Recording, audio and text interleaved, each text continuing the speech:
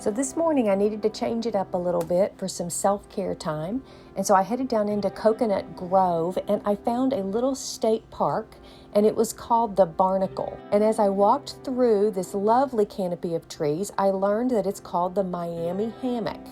And the name comes from a Native American word called hamaka, which means shady place.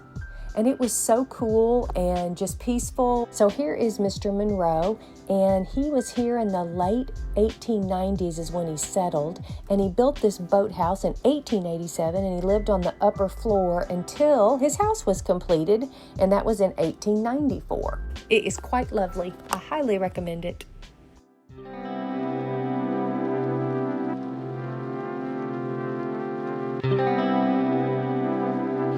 Important self-care is with selflessness, with loving and taking care of others. And I'm not sure what that looks like, but with my fibro, I am learning I just need time to myself. And maybe it's my fibro, and maybe it's because I have such a love for the Lord that I miss Him so terribly when I don't have my quiet time. And being out here today at this man's little homestead, I'm not sure, but I think some of us love the rat race of life, and people can thrive in that. But as I sit here by myself on the side of this old boathouse from the 1890s, I just have a pace within me that slows down.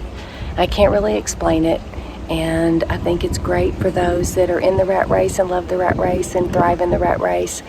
But it's good for me to finally be catching on I'm not rat race, and that it's okay to not be in the rat race with the rest of the world or with many in the world, because I think there's many of us that long for peace and tranquility and slower pace and less things, and I think these are all things that are good for me, especially when it comes to having fibromyalgia. I do this vlogging, I'm doing it for me. As I sit down to work on my vlog, it is so fun.